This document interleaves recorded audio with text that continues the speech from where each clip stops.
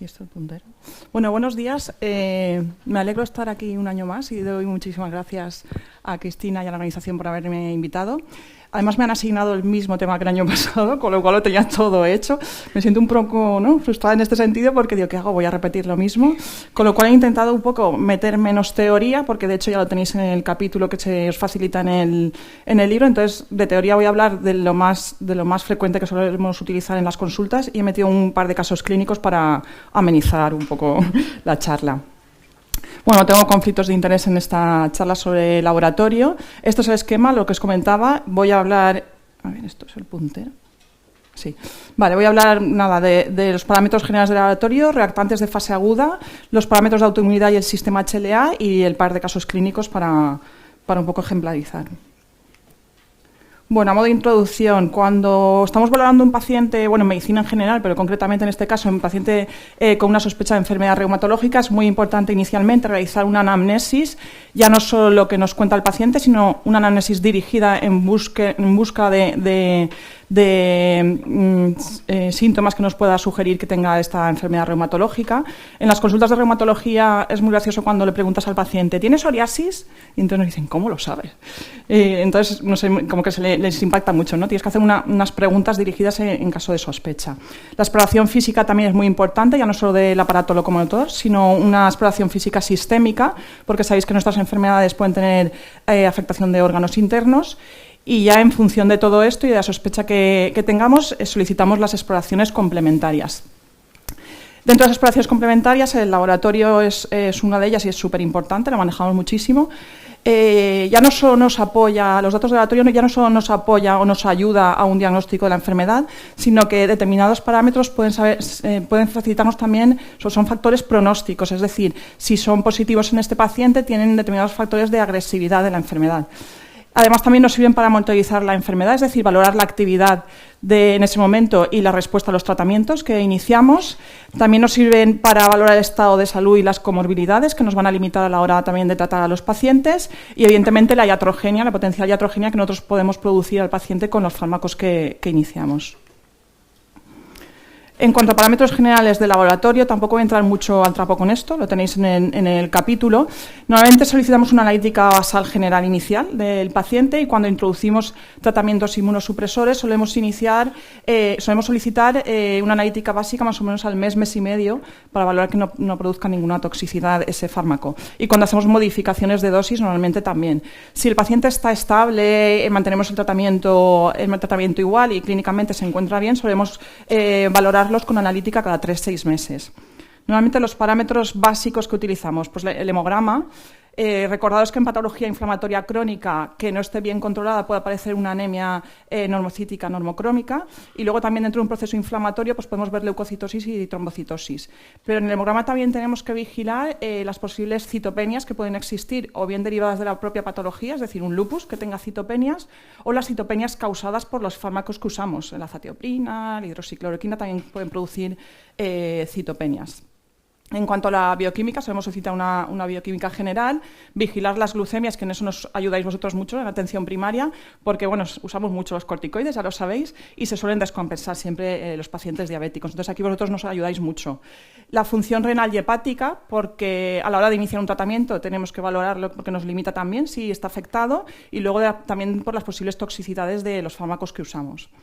El sedimento de orina en reumatología, en pacientes reumatológicos también es muy importante porque puede haber una afectación glomerular o intersticial dentro del contexto de la enfermedad o por la propia también toxicidad de algunos fármacos que pueden producir. La orina de 24 horas la solicitamos en contadas ocasiones en función de la sospecha si vemos alguna afectación del sedimento de orina. Y ahora voy a explayarme un poquito más con los reactantes de fase aguda, que yo creo que un reumatólogo sin reactantes de fase aguda casi que no es nada. Siempre un paciente, cuando nos derivéis a reumatología con una sospecha de patología inflamatoria, necesitamos los reactantes de fase aguda. Entonces voy a comentaros un poco, sobre todo, la velocidad de sedimentación y la proteína C reactiva, que son los que más solemos utilizar. Los reactantes de fase aguda son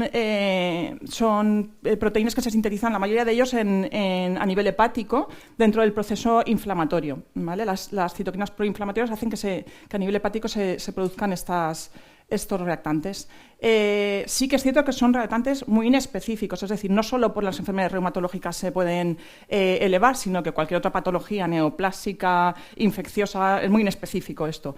Y además estos parámetros reactivos también vienen un poco condicionados tanto por la edad del paciente como con la genética, los fármacos que administremos o que lleve el paciente y por el propio proceso inflamatorio. Pero bueno, son imprescindibles para nosotros básicamente. Entonces, son marcadores de actividad de la enfermedad. De hecho, muchos de ellos, la proteína C reactiva o la velocidad, se incluyen dentro de los índices de actividad de la enfermedad cuando monitorizamos a nuestros pacientes pues, en artritis reumatoide y en espondiloartropatías. Además, también nos ayudan a valorar la respuesta a los tratamientos que administramos. Es decir, si disminuyen los reactantes de fase aguda, al administrar el tratamiento porque mejora la enfermedad. Y además son también factores de pronósticos, como ahora luego os comentaré.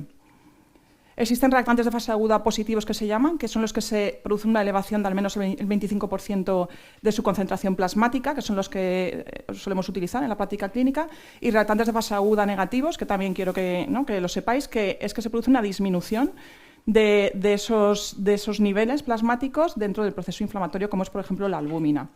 Dentro de los reactantes de fase aguda positivos, los que más frecuentemente solemos utilizar, la proteína C reactiva y la velocidad de sedimentación, que ahora comentaré, pero bueno, frecuentemente las analíticas básicas que solemos usar, por ejemplo, en la hemostasia vemos el fibrinógeno, que se suele elevar, y la ferritina, que también es un parámetro inflamatorio. La proteína C reactiva, voy a comentar la velocidad de sedimentación y la proteína C reactiva, que son los más frecuentes. La proteína C reactiva es una proteína que se sintetiza a nivel hepático por el estímulo directo de la citoquina inflamatoria IL-6. ¿Vale? Entonces, dentro del proceso inflamatorio hace que se fabrique más a nivel hepático. Ya no solo nos sirve como marcador biológico, marcador inflamatorio, sino que tiene su propio efecto dual, tanto proinflamatorio como antiinflamatorio dentro de todo este proceso. Es un marcador directo de esa inflamación, es muy rápido, es decir, se eleva muy rápidamente en las primeras 24 horas, tiene su pico máximo de 48 horas y tiene una resolución de la vida media en 18. Es decir, responde muy rápido, ¿no? Tanto al inicio de la inflamación como cuando se revierte esa inflamación. Podemos ver una PCR alta ya no solo en enfermedades reumatológicas, sino en otro tipo de patologías pues, infecciosas, enfermedades crónicas. Quiero destacar que puede existir un discreto aumento de PCR alta en gente con sobrepeso o con obesidad, que a veces se remiten a consultas de reumatología por una PCR de 15 y está dentro del contexto del propio paciente, ¿vale? Y luego pacientes también pues, con consumo de tabaco o de alcohol. Podemos encontrar una PCR normal dentro de un proceso inflamatorio en pacientes que tienen una dificultad en producir a nivel hepático esa proteína. Por ejemplo, en pacientes con una insuficiencia hepática o cualquier hepatopatía no producen adecuadamente esa proteína C reactiva. O en pacientes con una afectación renal con proteinuria, que eliminan demasiada proteína C reactiva por la orina, con lo cual esa PCR es más baja de lo que debería estar reflejada por el proceso inflamatorio. Y luego también en fármacos anticuerpos anti-IL-6, por ejemplo el TOCI, que nosotros usamos normalmente en artritis reumatoide. La velocidad de sedimentación globular, que es el otro parámetro inflamatorio que solemos usar en reumatología, bueno, sabéis que es la cuantificación de la velocidad en la que se depositan los eritrocitos en una muestra de sangre en un tubo en vertical. Es una medida indirecta de la respuesta de fase aguda y está condicionada por otros parámetros del plasma, como es su viscosidad, las concentraciones de fibrinógeno, las inmunoglobulinas y la albúmina. Aquí tenéis un poco las causas que pueden producir un aumento de la VSG, ya no solo, como comentaba con la PCR, ya no solo de procesos reumatológicos, sino otro tipo de patologías infecciosas, neoplásicas, cualquier daño tisular en el paciente. Pero quiero destacar también algunos falsos positivos de incremento de velocidad o algunos falsos negativos de disminución de la velocidad, como por ejemplo en pacientes que tienen una alteración de la morfología de los eritrocitos, ¿vale? Entonces, por ejemplo, en pacientes con anemia de células falciformes o anemias macrocíticas, esa velocidad de sedimentación globular va a ser falsa. Y luego también en determinados procesos en los que existe una alteración también del fibrinógeno, como condiciona tanto esta velocidad de sedimentación, por ejemplo, en una paciente con un embarazo, en una gestación, esa velocidad también se altera. Esto es una comparativa de la velocidad de sedimentación con la proteína C reactiva, los pros y los contras de cada uno de ellos. Ventajas de la velocidad de sedimentación: es más barata, ¿vale? Y además nos aporta mucha información. Sin embargo, ya os he comentado que es una medida indirecta de ese proceso inflamatorio y que tiene muchas condicionantes que hacen que se modifique su nivel, ¿no? y que además requiere una muestra fresca. Esto es importante porque en primaria, yo a veces me llegan analíticas de primaria con una PCR bastante alta y una USG normal. Entonces yo considero que debe ser que la muestra no llega suficientemente bien al laboratorio como para que pueda ser evaluada esa velocidad de sedimentación, porque no es coherente, ¿vale? Entonces, claro, esto es muy importante porque en primaria, cuando se hacen las extracciones en el centro de salud, luego se remite el laboratorio al hospital y la velocidad no es fiable en ese sentido. La proteína C reactiva, las ventajas que tiene, como os he comentado, que es muy rápida en responder tanto al incremento de ese proceso inflamatorio como a la reversión del mismo. No se modifica con tantos, no tiene tantos modificadores en su nivel. Y se puede medir en un suero coleccionado, es decir, no hace falta que la muestra sea fresca, puede tardar varias horas en llegar al laboratorio para poder ser analizado. La desventaja, que es más caro.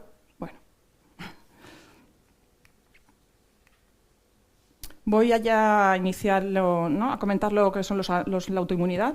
Los anticuerpos, sabéis que se crean cuando existe una alteración en la tolerancia a nivel inmunológico. Esto puede ser causado o bien porque en el organismo existe una alteración en la eliminación de los detritus que se producen por apoptosis, con lo cual esos detritus el organismo los detecta como extraños, o también porque dentro de las proteínas del organismo existe una modificación por algún motivo y entonces esas nuevas proteínas que se crean se detectan también como extraños, entonces se crean autoanticuerpos.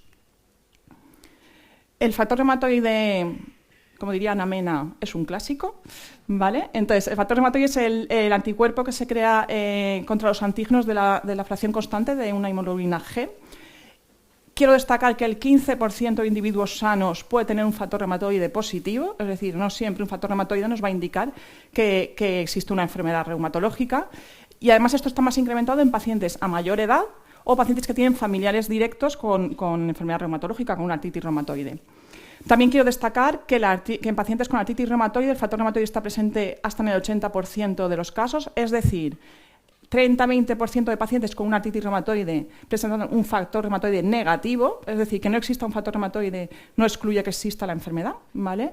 Y que el factor reumatoide además está presente en otro tipo de patologías, tanto reumatológicas del tejido conectivo, como otro tipo de patologías no reumatológicas, como puede ser una endocarditis, infecciones virales, neoplasias, ¿vale?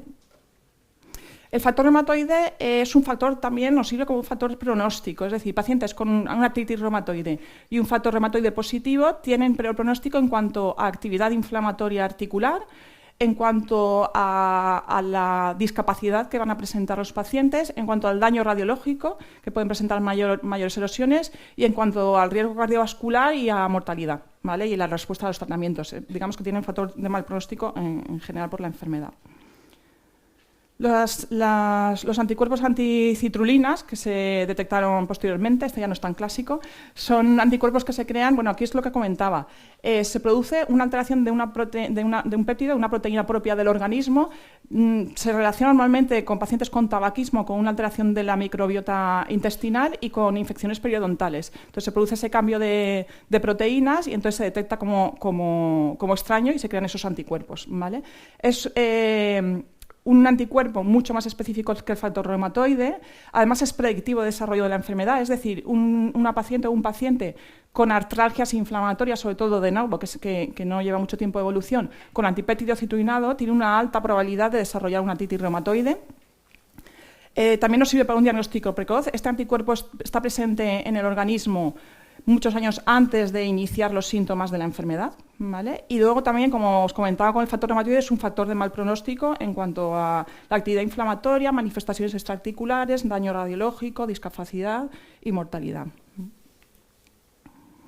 Los anticuerpos ANA son anticuerpos que se crean contra determinadas moléculas del núcleo de las células, ¿vale? Normalmente se detectan por inmunofluorescencia y dependiendo del patrón que se detecta, pues se clasifican.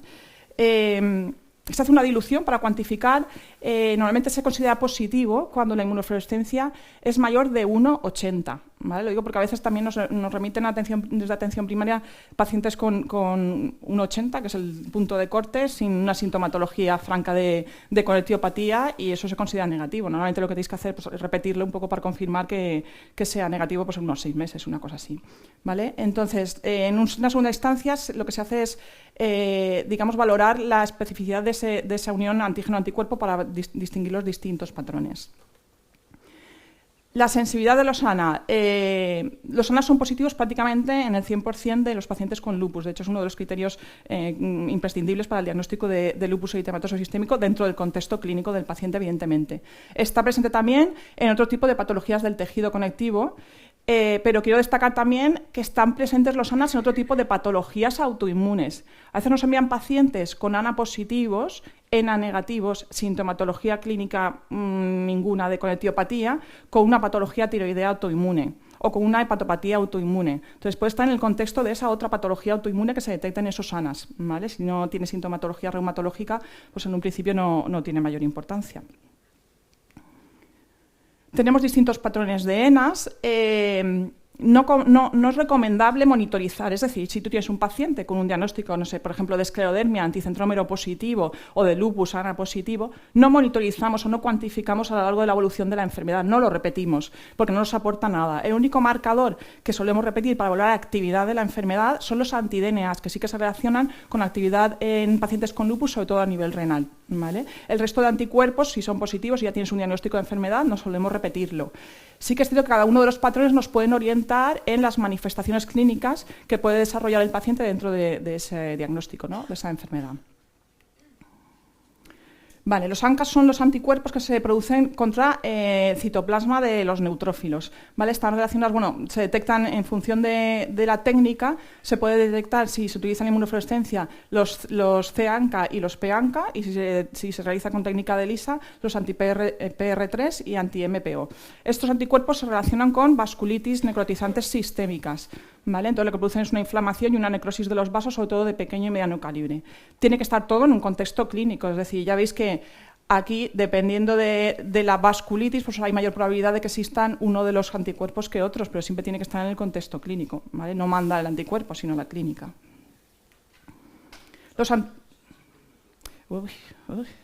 Los anticuerpos antifosfolípidos son anticuerpos que se producen en antígenos de la membrana celular, ¿vale? Se relacionan normalmente con eventos trombóticos sin otros factores de riesgo, con pérdidas fetales recurrentes o alteraciones del crecimiento intrauterino o preeclampsias, con trombopenias sin ninguna otra causa y con prolongación del TTPA. ¿Vale? Según la técnica que se utiliza, pues podemos detectar los anticuerpos anticardiolipina y antibeta-2-glicoproteína por técnica de ELISA y anticoagulante lúpico por ensayo de coagulación. Vale, el sistema HLA es el sistema en el que se produce el sistema de antígenos de lo que son los antígenos de la superficie de las células del sistema inmunológico, ¿vale? Entonces, son los que están implicados en el tipo de respuesta inmunológica o en el tipo de rechazo a injerto y la diferencia que hay entre unos individuos y otros, ¿vale? Entonces, condicionan un poco la respuesta inmunológica. Digamos que sería como paciente que tiene este HLA tiene mayor predisposición a desarrollar un tipo de enfermedad u otra, ¿vale? Pero no nos diagnostica, tampoco nos confirma el diagnóstico de esa enfermedad. Solemos solicitar el HLA-27 con sospecha de espondiloartritis, sobre todo con afectación axial, una lumbalgia inflamatoria, y bueno, hay otros HLAs, DR4 en artritis y DR3 en lupus. Ya un par de casos clínicos rápido para que se queden con un par de ideas y ya está, moderador. El caso clínico número 1 es una mujer de 53 años remitida hace un año aproximadamente a la consulta de reumatología por otorrino por un síndrome seco con una afectación ocular, nasal, oral y vaginal que llevaba 2 años de evolución. Precisaba colirios para el tratamiento de la seroftalmia.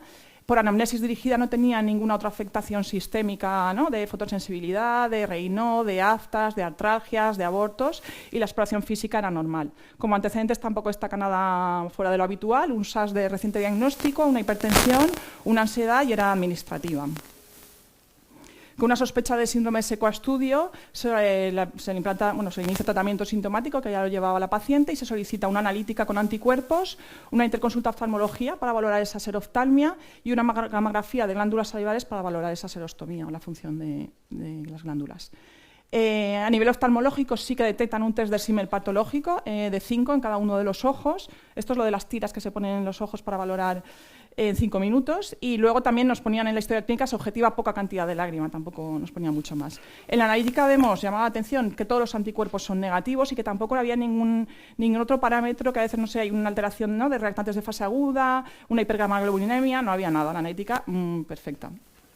¿Vale? Se le pidió la gamografía de glándulas salivares, que es una técnica que valoramos la funcionalidad de las glándulas, sobre todo parótidas y submaxilares, submandibulares.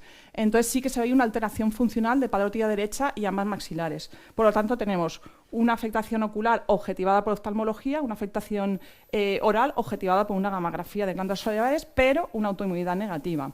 Por lo tanto, se le pide una biopsia de glándulas salivares y sí que detectan una seladenitis crónica compatible con un síndrome de Sjögren con un infiltrado inflamatorio periductal. ¿Vale? Entonces, tenemos una paciente con un síndrome de Sjögren primario, objetivado, pero con una autoinmunidad negativa. Es decir, os tenéis que quedar con la idea que no todas las patologías autoinmunes podemos detectar siempre esos autoanticuerpos, anticuerpos que no hayamos detectado a nivel de laboratorio. ¿Vale? Entonces, tiene la patología, pero no tiene los anticuerpos. Nada, el tratamiento que se instauró es sintomático y se hace controles anuales por reumatología un poco por valorar si se detecta alguna afectación sistémica relacionada con la enfermedad. Te lo paso. Y el caso clínico segundo, que ya termino, es una mujer de 72 años que se valoró en mayo del 19, antes de la pandemia, remitida por médico de atención primaria por poliartralgias, ANA positivo, anticentrómero positivo. Nada, había padecido un cuadro de inicio agudo de dos meses de evolución, de dolor en cintura escapular y pelviana, refractario a AINES y que había respondido bien a dosis bajas de corticoides. No presentaba otra clínica de artritis, ni cefaleas, no reinó, no lesiones cutáneas, a exploración física, excepto una artrosis de mano, tampoco se veía esclerodactilia, no tenía mayor... Como antecedentes, bueno, alergia a la penicilina, como toda la gente mayor, por lo visto, una diabetes, una hipertensión, un hipotiroidismo, tampoco había nada llamativo. En la analítica que aportaba desde atención primaria ya habían iniciado los corticoides, pero bueno, vemos una descompensación de esa glucemia, como he comentado antes, que los corticoides siempre se descompensan, un discreto aumento de ferritina y de la proteína C reactiva con una velocidad normal, HLA-B27 negativo y unos ANA positivos, 1,320 con patrón centrómero. ¿Vale? Entonces, la sospecha es una polimialgia reumática, ¿vale?, con un anticuerpo anticentrómeros, pero sin clínica de esclerodermia, ¿vale? Y bueno, el estudio de Mayo que se hace. Se iniciaron tratamientos con prednisona 20 miligramos y tanda descendente lenta, suplementos de calcio y vitamina D y alendronato semanal por los corticoides a largo plazo. Se solicita una analítica, una capilaroscopia, una radiografía de tórax y un estudio densitométrico o de densidad mineral ósea. La analítica bien, reactantes de fase aguda bien, la paciente había respondido bien a los corticoides. La capilaroscopia, normalmente en una esclerodermia buscamos una alteración de la densidad capilar, una alteración estructural con dilatación vascular, era normal la capilaroscopia también. Se hizo una placa de tórax normal, una radiografía de columna dorsolumbar para valorar también fracturas vertebrales que no tenía patología degenerativa y calcificación vascular. La densitometría presentaba osteopenia tanto a nivel lumbar como de cadera, un TEDESCO de menos 1,4 en columna lumbar y menos 2,4 en cuello de fémur. Y nada, el diagnóstico definitivo es una polimialgia reumática con buena respuesta a corticoides, un anticuerpo anticentrómero positivo sin clínica de esclerodermia y la osteopenia densitométrica.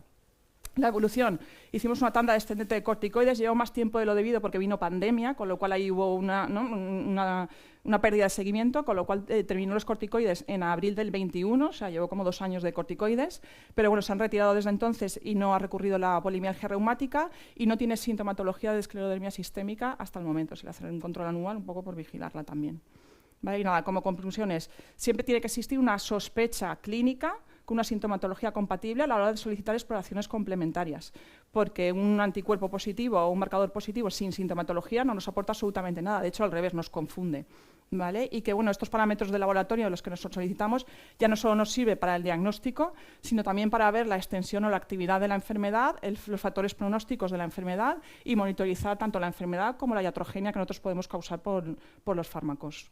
Y ya está, muchas gracias.